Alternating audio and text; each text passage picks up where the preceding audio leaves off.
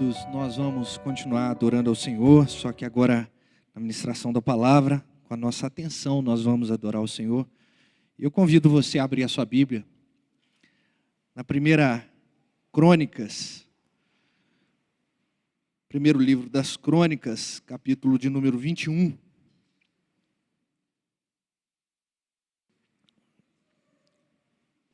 Vamos ler apenas alguns versículos, do 11 até o versículo 13, embora queremos caminhar esse capítulo 20, capítulo 21 também, em suas partes.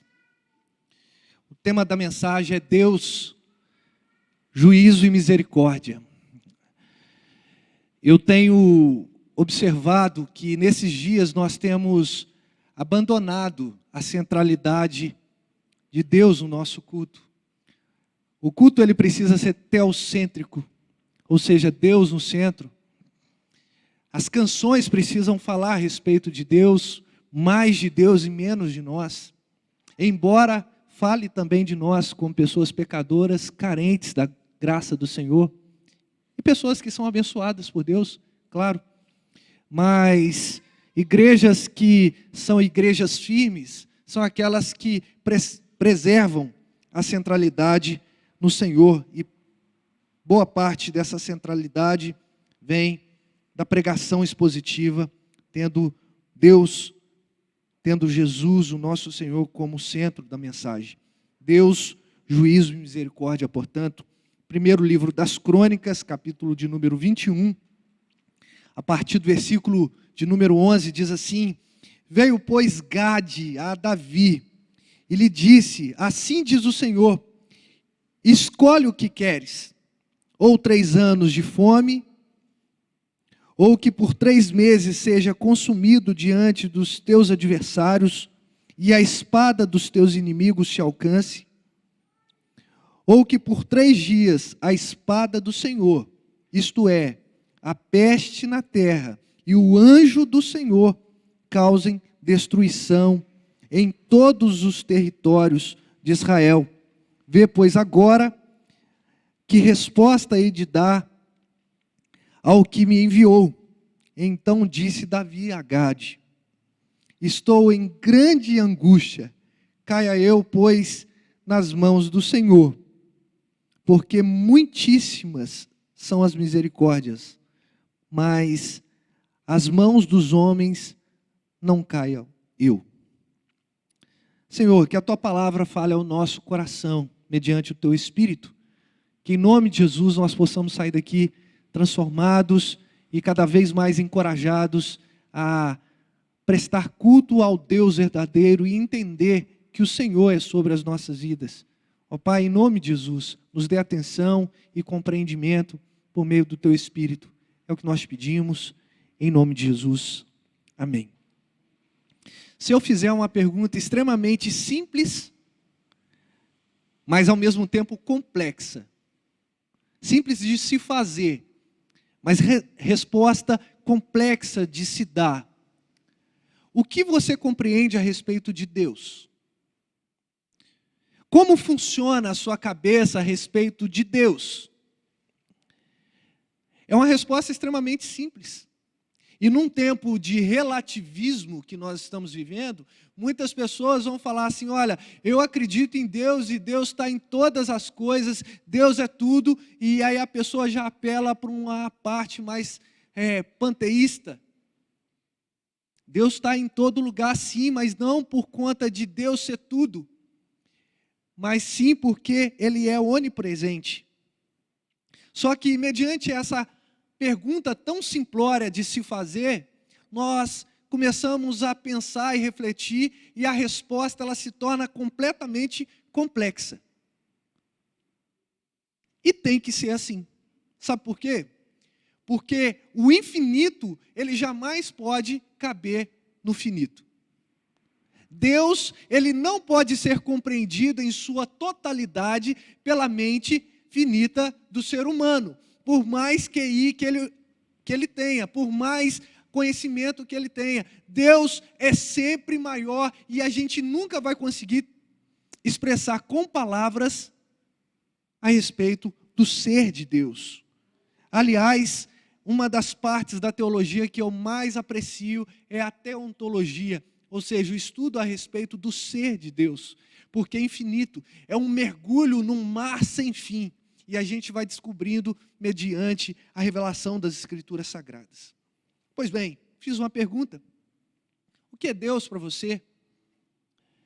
Qualquer resposta seria insuficiente, mesmo que nós tenhamos, como eu disse, uma capacidade de argumentar absurda.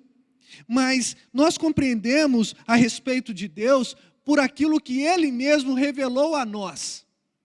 E eu não estou falando de uma revelação extraordinária no sentido de Deus apareceu para mim e Ele me falou que Ele é assim, Ele tem vários olhos, várias mãos. Não estou falando disso. Eu estou falando daquilo que Deus se revela a todo momento através das obras da criação. Os céus revelam a glória de Deus, os céus revelam o ser de Deus, o firmamento anuncia as obras das suas mãos. Portanto, nós temos a revelação geral como um mecanismo de que Deus revela quem Ele é. Um universo que funciona de maneira fantástica. A Terra com seu movimento de rotação e com seu movimento de translação, vai nos mostrar que não sai de órbita. E quem sustenta tudo isso, se não a mão de Deus? Mas se a gente ficar apenas na revelação geral, a gente reduz o nosso conhecimento a respeito de Deus, e por isso Deus se revelou nas Escrituras Sagradas. Sabe qual é o grande problema que nós enfrentamos? É que nós fazemos uma seleção daquilo que a gente quer que Deus seja. Eu quero que Deus seja amor. Eu quero que Deus seja compassivo. Eu quero que Deus me dê prosperidade. Eu quero que Deus me abençoe em todos os aspectos da minha vida. Eu quero que Deus prospere a minha vida financeira, a minha vida no trabalho, a minha empresa, o meu patrão, a minha esposa, o meu esposo. Mas a gente se esquece de prerrogativas que andam junto com todas essas prerrogativas que eu disse. Deus é benevolente com a nossa vida, sim, mas Deus manifesta também o seu juízo. Deus manifesta também a sua conduta, a sua moralidade sobre as nossas vidas. Nós não somos um povo sem uma regra de conduta. Nós temos uma regra de conduta, e essa regra de conduta é expressada também nas Escrituras Sagradas pelo próprio Deus. Quem é Deus? Deus é o ser que é descrito nas Escrituras. Aquele que é todo-poderoso, aquele que fez os céus e a terra, aquele que deu o seu Filho unigênito para que nós não pereçamos na vida, nas mãos do mundo. Deus é misericórdia, Deus é juízo, Deus é justiça. E nós estamos diante de um texto em que a centralidade está em Deus. Embora Davi faça declarações, como nós já observamos aqui, uma delas, extremamente contundente, importante, que eu caia na mão de Deus, porque na mão de Deus a misericórdia, nós vamos ver que o alvo disso tudo é sempre o Senhor, nosso Deus. Bom, os dois livros das crônicas, eles vão falar a respeito da dinastia de Israel. Vai contar a respeito dos feitos dos reis. Dentre eles, um dos maiores reis e o primeiro levantado pelo próprio Deus, o rei Davi. Porque nós tivemos em Israel um primeiro rei, Saul. E Saul foi levantado pelo povo. O povo queria um rei para si, o povo olhava para as outras terras e falavam assim: olha, todos eles têm um rei, por que a gente não tem o nosso? E se levantaram e elegeram Saul como um rei. E depois que Deus permitiu essa ascensão de Saul ao trono, Saul, ele teve diversos erros, e Deus levantou um jovem, desprezado pelo seu pai, Porque quando Samuel foi à casa de Jessé, Jessé se esqueceu do seu filho mais novo. E Samuel tentava entender, Senhor, mas o Senhor me mandou aqui nessa casa, nesse vilarejo, e ainda não me mostrou quem é o rei. Jessé já me mostrou os filhos dele. E aí Samuel fala: Jessé, você tem certeza mesmo que acabou os seus filhos? Ele falou: tem certeza. Não, peraí. Tem um menino lá no pasto, lá, ele está cuidando dos bois, está cuidando das ovelhas, pastor, sabe, é um menino.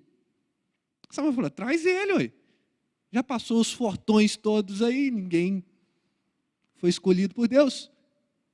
Vem Davi, menino, ruivo, de boa aparência, jovem. E aí Samuel faz uma declaração extremamente interessante. Ele fala assim: olha, eu estava me atentando, aliás, Deus faz essa declaração: Samuel, não te atentes para a sua aparência, nem para a sua estatura. Eu tenho rejeitado tudo isso, porque o Senhor não vê como os homens veem. O Senhor olha o coração. E Davi foi levantado como um rei depois de um tempo. Só que estar numa posição real não significa que você, que eu, que o rei Davi, ele foi isento de erros. Pelo contrário. E isso aplicando para as nossas vidas, não é porque Cristo te aceitou como um servo, um súdito dele, não é porque o Espírito Santo reside no seu coração, não significa que você não peque. Não significa que você não erre. Não significa que você esteja cometendo algum tipo de pecado. O que significa é que o Espírito Santo sempre vai te compelir a ter atos de arrependimento diante de Deus. Primeiro, porque você é uma pessoa em Cristo agora.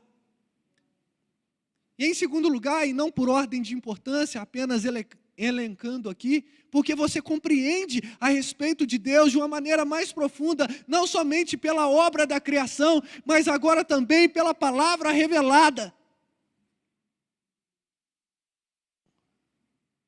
Quantos de nós temos caído no erro de achar que somos super-heróis? Uma banda muito famosa entre os cristãos, e eu gosto muito, fala assim: não existe Superman.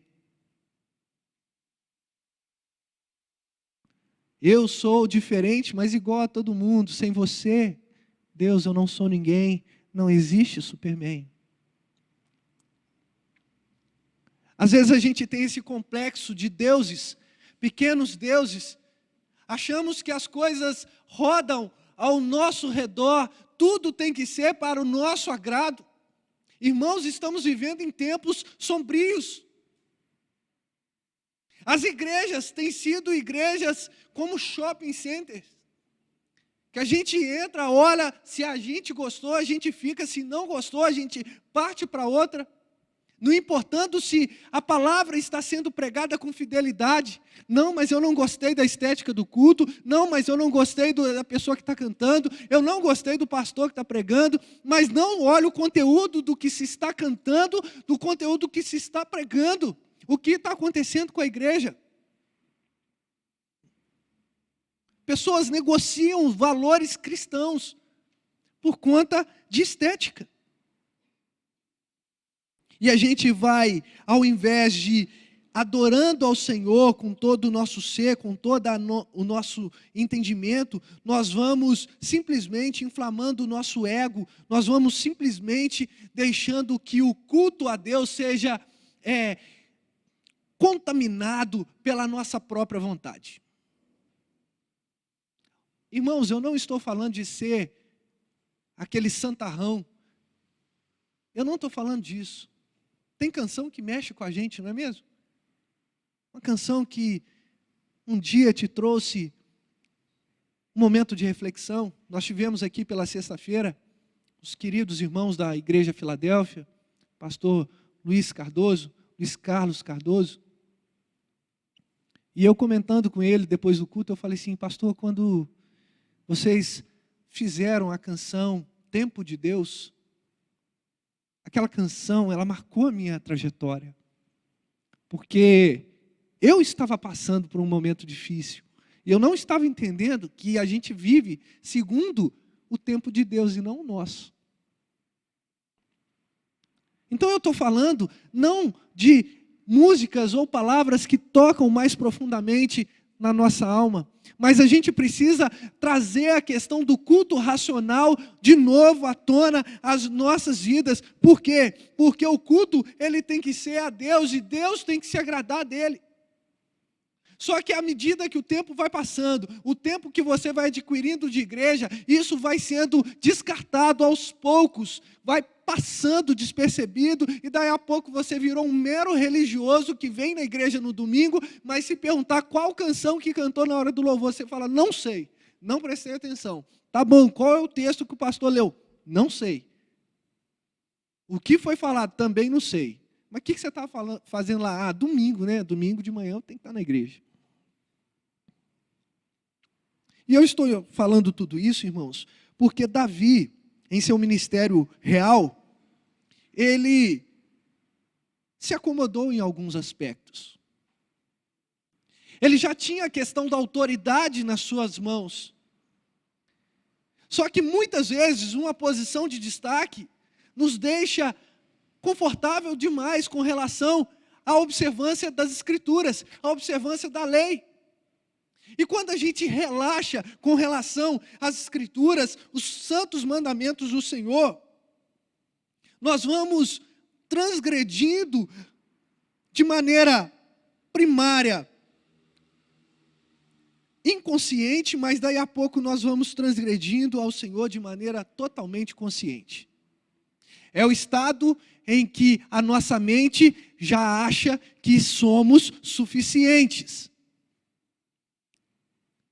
Davi estava vivendo essa realidade. E você que está com sua Bíblia aberta, eu peço que você permaneça com ela.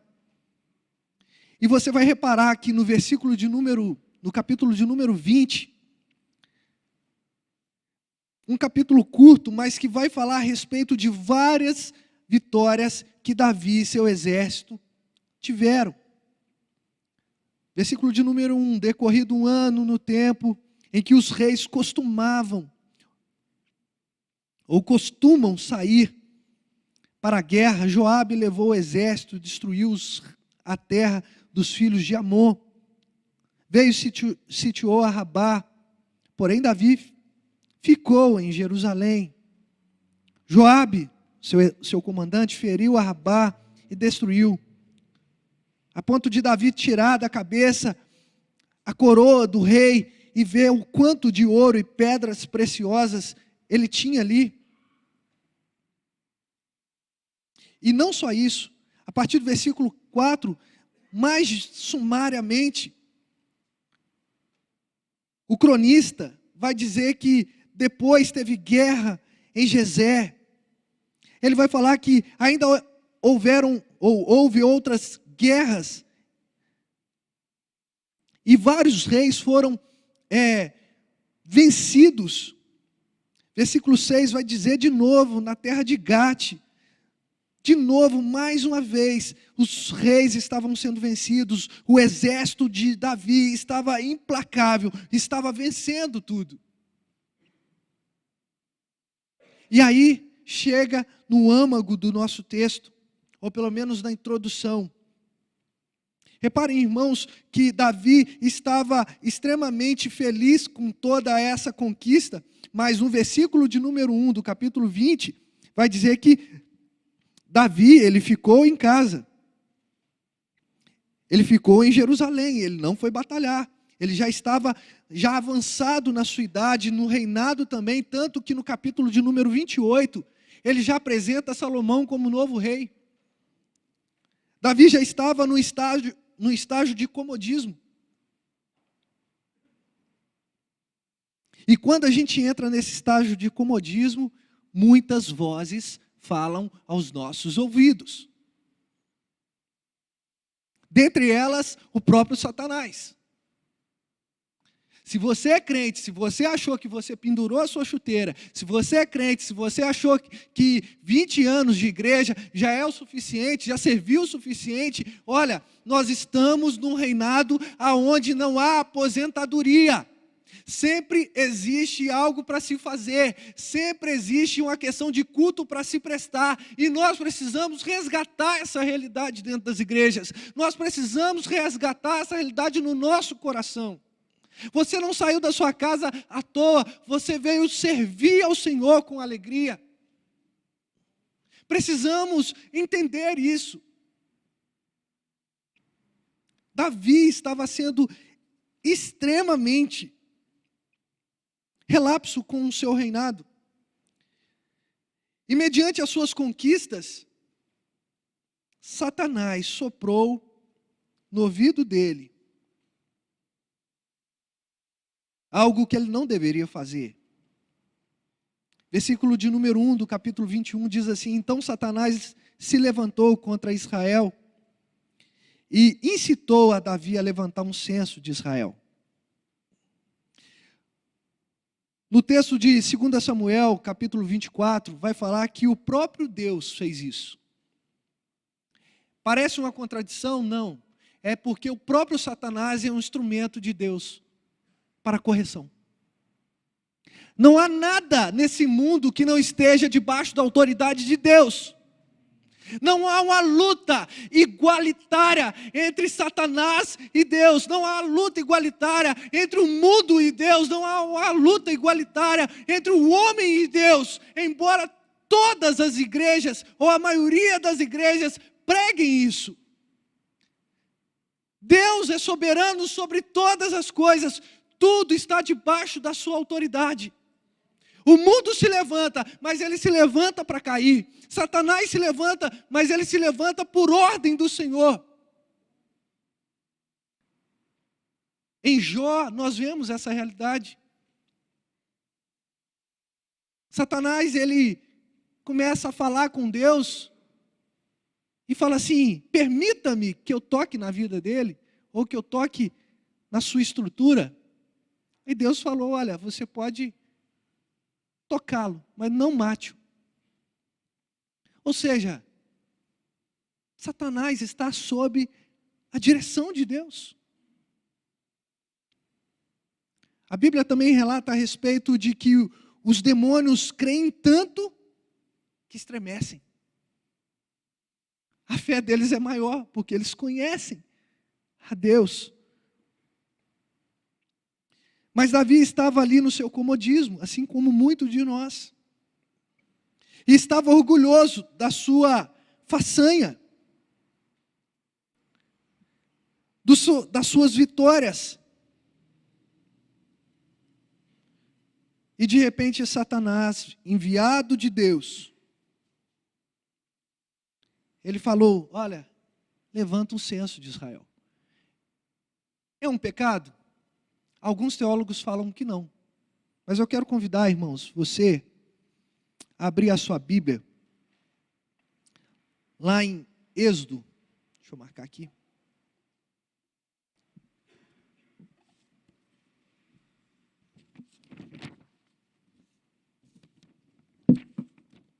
Capítulo de número 30. Êxodo capítulo de número 30, versículo de número 12. Um mandamento. Diz assim: quando fizeres o censo dos filhos de Israel, cada um deles, cada um dos que forem contados, dará ao Senhor o resgate de si próprio, quando os contares, para que não haja entre eles praga nenhuma, quando os arrolares.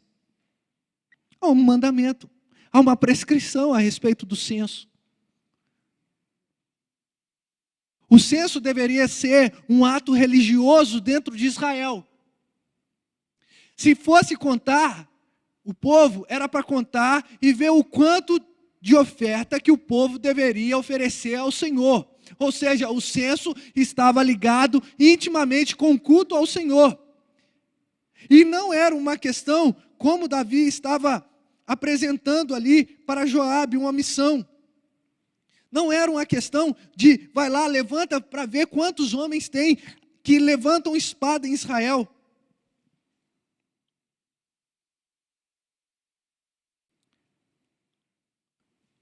Davi convidou o seu comandante Joabe e falou: olha, conte todos. Desde Berseba até Dan, todas as tribos, e trazei-me uma apuração para que eu saiba o seu número. Mas olha só, às vezes a gente está relapso na nossa espiritualidade, nos mandamentos, a gente se esquece dos mandamentos do Senhor. Aquele que pecar ou tropeçar num só mandamento, tropeça em toda a lei. Joabe estava ali intercedendo para que Davi não contasse, porque ele sabia o propósito do censo. Irmãos, precisamos escutar os outros. Precisamos pegar conselhos com aqueles que são experientes também. Ah, mas eu sou mais velho do que a pessoa. Não estamos falando de idade, estamos falando de experiência. Precisamos nos despir dessa arrogância de que um sabe mais e o outro sabe menos. Muito pelo contrário. Nós aprendemos mutuamente. A igreja é um organismo vivo que depende um do outro. E Joabe intercedeu. Ele rogou ao Senhor que multiplique o Senhor teu Deus, este povo em 100 vezes mais. Porventura, ó rei, meu Senhor, não são todos servos de meu Senhor, ou teus servos? Por que requer isso? Por que trazer assim culpa sobre Israel? Mas a palavra de Joabe foi desprezada. Irmãos, quantas vezes desprezamos palavras de gente que está próximo da gente, de gente que é o nosso braço direito, de amigos que querem o nosso bem, mas por conta da soberba do nosso coração, o que a gente faz? Não quero escutar isso. A gente não escuta isso. A palavra do rei prevaleceu, obviamente, versículo de número 4. E Joabe começou a contar. E havia em Israel 1.100.000 homens que puxavam espada, ou seja, aptos para a guerra. E em Judá eram 470.000 homens. Mas os de Levi e Benjamim não foram contados. Tem uma explicação teológica para isso, mas não vamos nos adentrar. Só que quando a gente dá mais voz ao coração e menos voz a Deus, quando nós escutamos mais a nossa vontade e não perguntamos a Deus o que o Senhor quer, o juízo vem. E olha só, o que era para ser um culto ao Senhor, o censo, se tornou algo desagradável diante do Senhor. Tudo isto desagradou a Deus, pelo que feriu a Israel. Versículo de número 7. E Davi, de alguma forma, ele compreendeu que isso estava errado diante de Deus. Ele recobrou a sua consciência de moralidade, de observância da lei.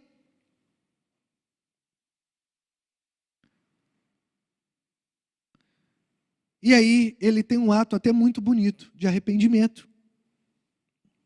Ele fala assim: muito pequei, versículo de número 8, em fazer tal coisa. Porém agora peço-te que perdoes a iniquidade de teu servo, porque procedi muito loucamente. Reconheceu.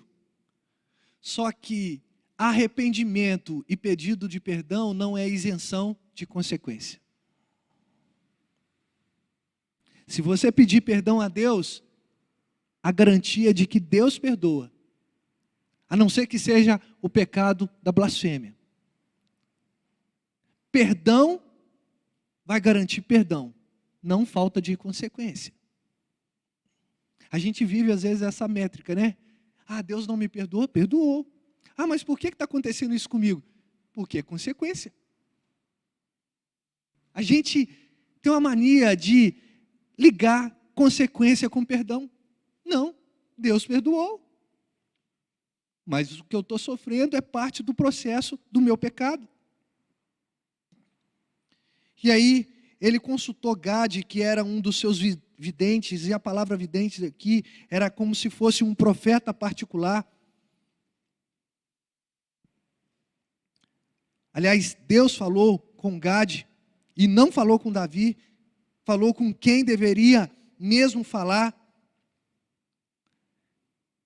E ele falou assim, vai e fala com Davi, que eu estou dando 3 opções, versículo de número 10. 3 opções para ele escolher. E aí entra o texto que a gente leu, veio pois Gade a Davi e disse, assim diz o Senhor, escolhe o que queres. E aí vem a consequência. Consequência de um erro primário, um erro de não lembrar da lei do Senhor. Você tem lembrado das leis do Senhor?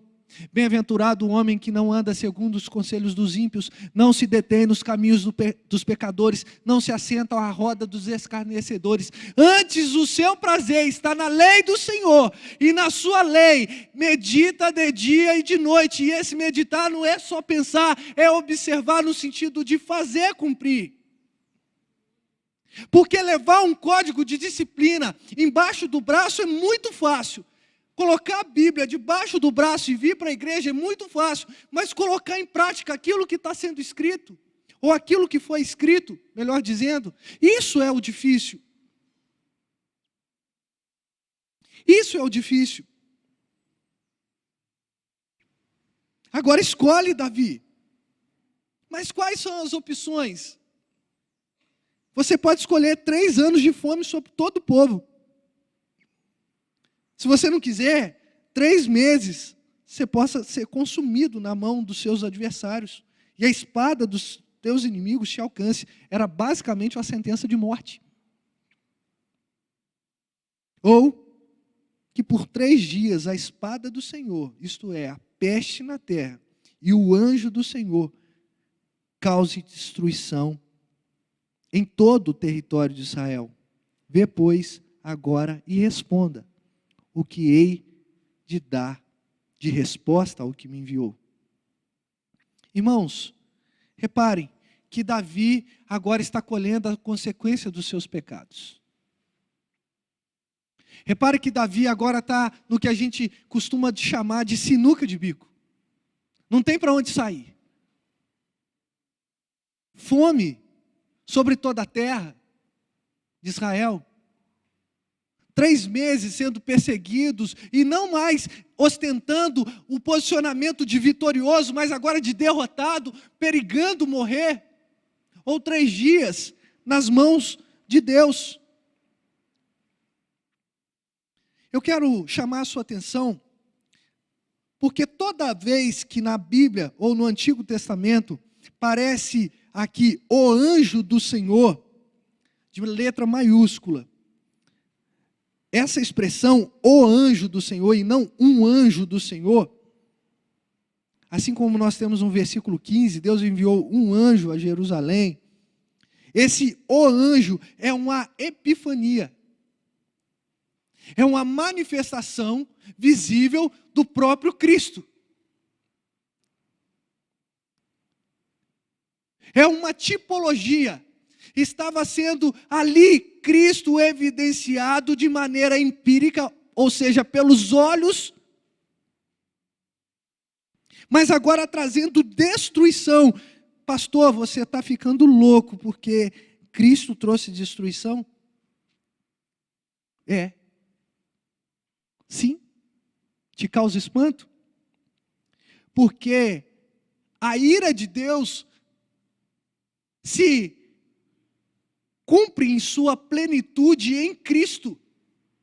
Mas aqueles que são lavados e remidos no sangue do Cordeiro, essa ira, essa justiça, esse juízo, eles não são para ferir o povo, mas para trazer uma questão de justificação. Mas estamos no Antigo Testamento, tudo estava apontando para o que Cristo iria fazer. A vinda de Jesus foi uma vinda que trouxe a ira de Deus, manifestou a ira de Deus para aqueles que desobedecem. Você pode abrir comigo em Salmo, no capítulo de número 2.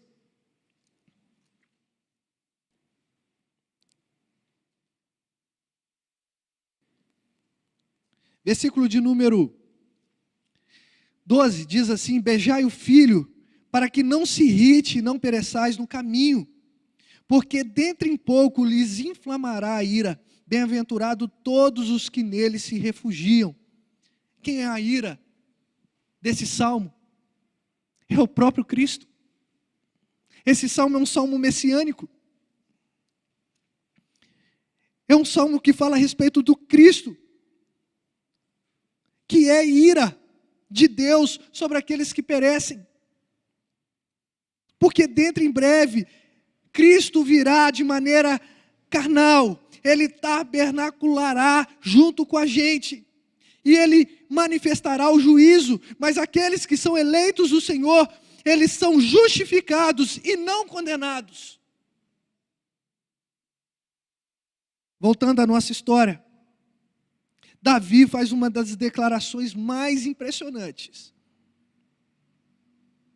Embora nós saibamos que horrenda coisa é cair na mão do Deus vivo, Hebreus vai falar isso, o autor aos Hebreus vai falar isso. Davi fala assim: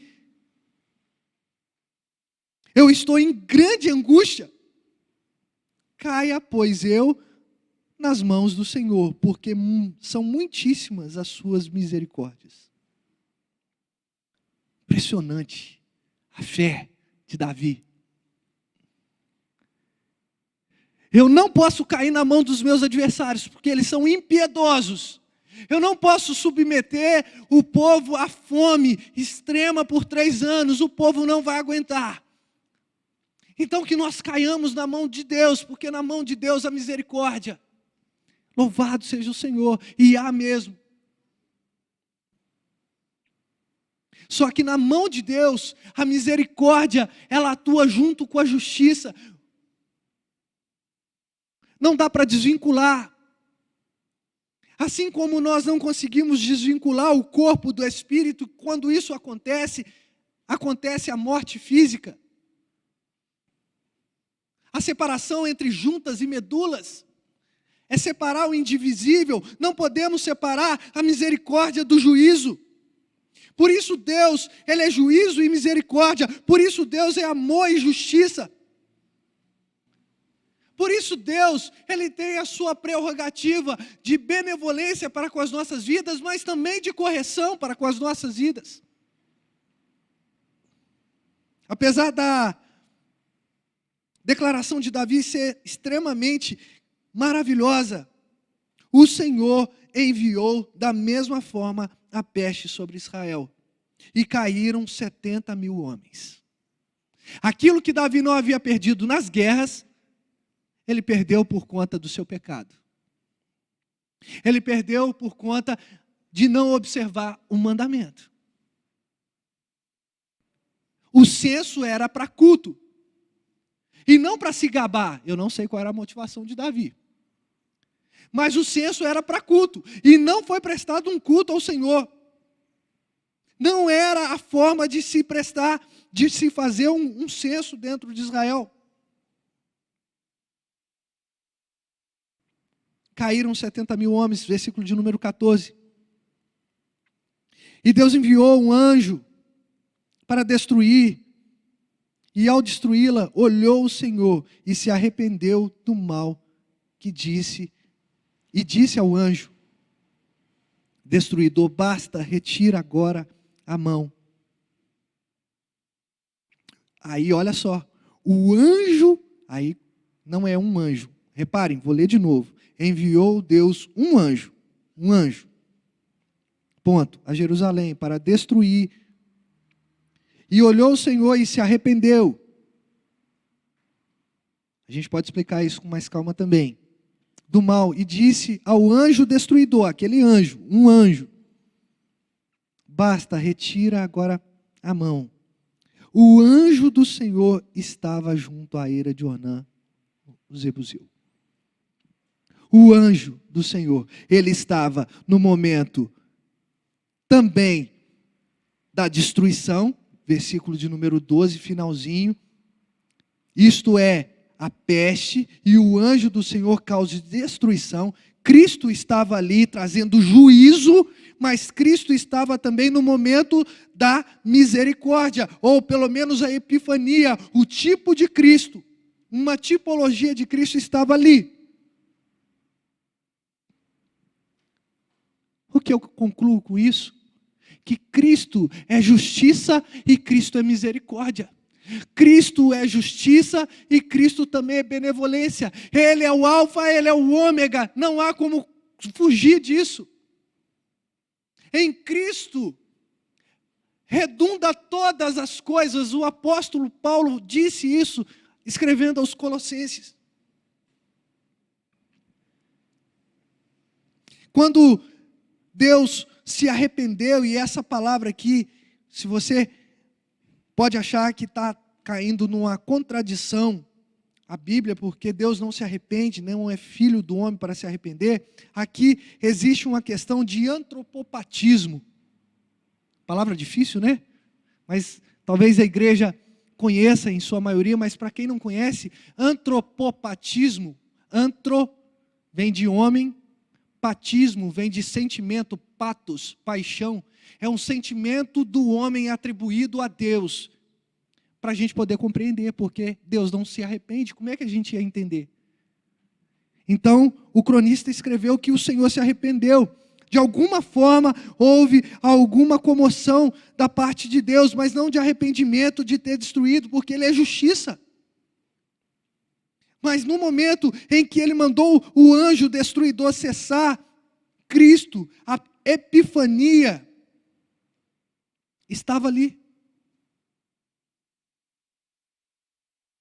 E aí Davi,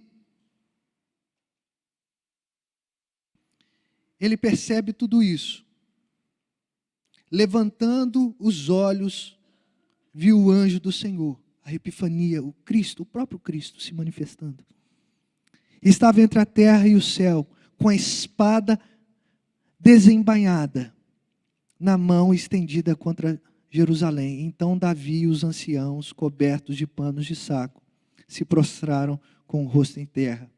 E disse Davi a Deus: não sou eu quem disse que se contasse o povo, versículo 17.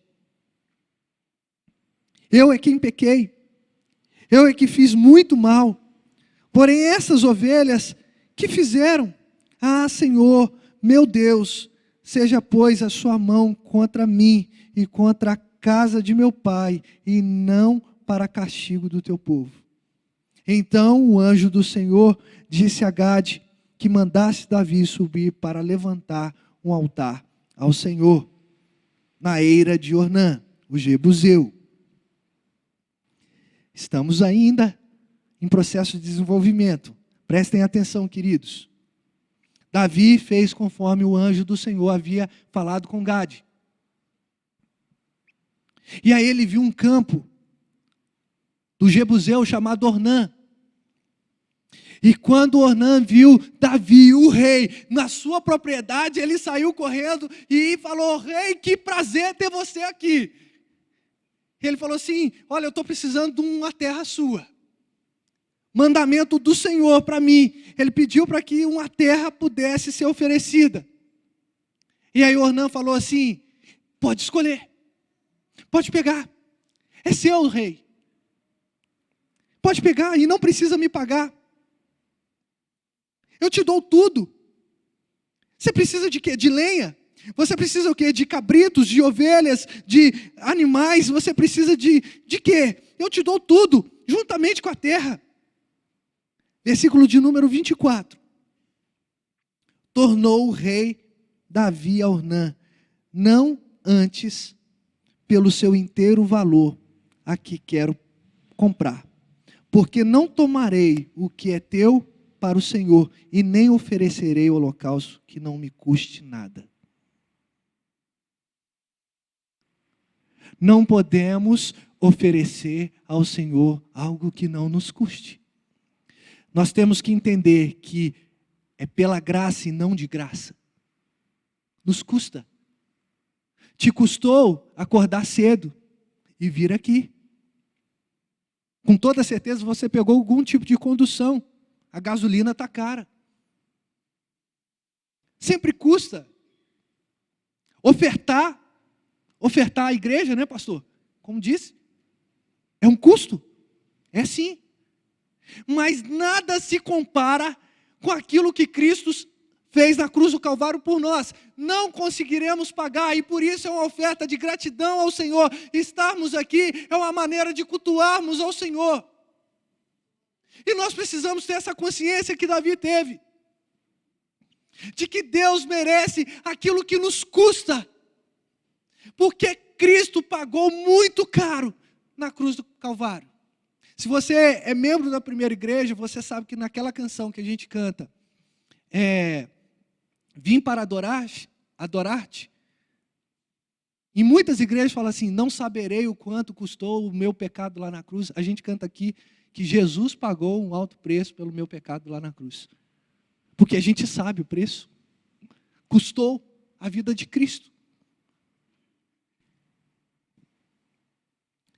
Irmãos, nós precisamos dar sacrifícios ao Senhor. Pastor, então eu tenho que trazer uma ovelha, eu tenho que trazer um pombinho, eu tenho que trazer alguma coisa aqui para ser imolado. Não estamos falando disso. Pastor, então você está falando de dinheiro? Não estou falando, embora seja importante para a manutenção do templo, para a manutenção da casa do Senhor. Mas eu estou falando da nossa vida como oferta, sacrifício, agradável ao Senhor. Romanos, no capítulo de número 12, que é um texto que a gente conhece. Rogo-vos, pois, irmãos, pelas misericórdias de Deus, que apresenteis o vosso corpo por sacrifício vivo, santo e agradável a Deus, que é o vosso culto racional. Oferecer, eu preciso oferecer a Deus o meu corpo, a minha mente, como um sacrifício vivo, santo e agradável a Deus, que é o nosso culto racional. Não é um culto sem inteligência, é um culto que tem inteligência, que se prega aquilo, que compreende aquilo que se prega, que compreende aquilo que se canta, que compreende a introdução, o salmo, a leitura bíblica, que se compreende as orações. É o nosso culto. Davi teve esse despertamento, não, eu não posso oferecer algo da outra pessoa. O pecado foi meu, precisa sair das minhas mãos a oferta do Senhor. Mas eu quero terminar. Quero terminar com um desfecho maravilhoso.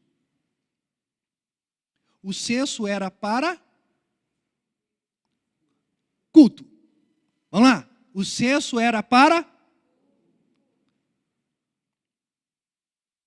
Davi não fez um censo para culto. Só que mediante o pecado de Davi, Deus visitou com mão de ferro, assolou Israel, e Davi precisou oferecer um local para culto, sacrifício. E foi na terra de Hermon, ou de Ornã, desculpa, que o templo que Salomão edificou foi construído. Mesmo que a gente deturpe o culto ao Senhor, Deus sempre reconduzirá o povo à adoração. Foi mediante o pecado de Davi que o local de culto, o templo de Salomão, ele foi edificado. Sabe o que eu vejo? Que Deus usa até nossos pecados para louvor e glória do nome dEle. E essa é a grande misericórdia do Senhor, que embora nós sejamos pecadores miseráveis na presença dEle, Ele consegue converter a nossa desgraça do pecado em culto a Ele. E redirecionar a nossa vida na direção correta. Vê se há em mim algum caminho mau e me coloque no caminho eterno.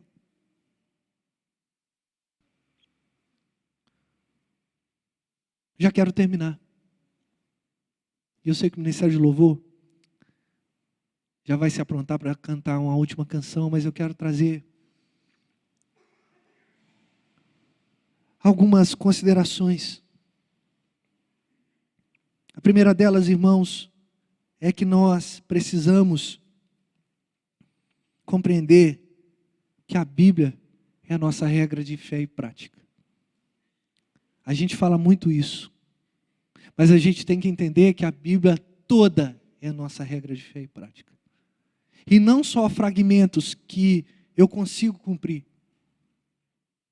A gente não pode resvalar os nossos olhos, os nossos pés para lado nenhum. A Bíblia é a nossa regra de conduta. Davi não observou a questão do censo, como deveria ser feito, como culto. E Deus visitou com castigo. Em segundo lugar, apesar de todo o erro de Davi, ele teve hombridade, foi homem suficiente para poder reconhecer o seu erro. A metanoia, a mudança de mente, o arrependimento. Nós precisamos despir da nossa soberba e arrogância e começar a nos humilhar na presença do Senhor. Um povo que se arrepende, Deus se compraz desse povo. Um coração quebrantado diante dele, ele não despreza. O próprio Davi, que viveu essa experiência e outras de erro, mas também de arrependimento, ele escreveu esse salmo, Salmo 51.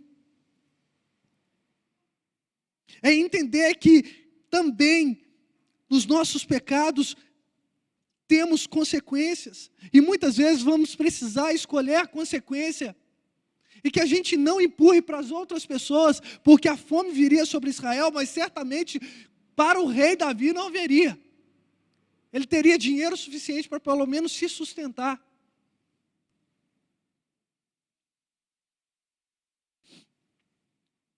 Terceiro lugar, ou quarto lugar, perdão, nós precisamos reconhecer que o pecado é nosso. E eu falo nosso, porque quando a gente peca, o pecado nunca é individual, sempre envolve outro. Quer exemplo? Não adulterarás. Envolve um, envolve outro. Não furtarás. Alguém vai ser prejudicado. Ah, mas o que eu fiz, ninguém foi prejudicado a não ser eu mesmo. Deus foi ofendido. O pecado sempre envolve mais pessoas. Davi experimentou disso. Ele pecou sozinho. Ainda que argumentasse no versículo 17, eu que fiz tudo isso, Senhor. Mas morreram 70 mil por causa disso. Quinto lugar, não podemos oferecer aquilo que não é nosso. O que você tem para oferecer ao Senhor? Pastor, eu não tenho nada. Mentira, você tem muito. Você tem uma mente. Você tem uma boca. Então você pode prestar um culto racional ao Senhor. Você pode ser bênção na vida de outra pessoa. Você pode pregar o Evangelho através do seu testemunho, através do seu trabalho. Em último lugar, Deus pode transformar a tragédia dos nossos pecados em bênção. Precisamos nos arrepender, portanto. Precisamos viver aquilo que Deus tem para nos dar. Cristo não poupou a sua própria vida, Ele se entregou. E se Deus entregou o seu próprio Filho, não nos dará com Ele graciosamente todas as coisas? Romanos capítulo de número 8. Deus é juízo e misericórdia. E que esse Deus, que é juízo e misericórdia, possa ser sobre a minha vida, sobre a sua vida.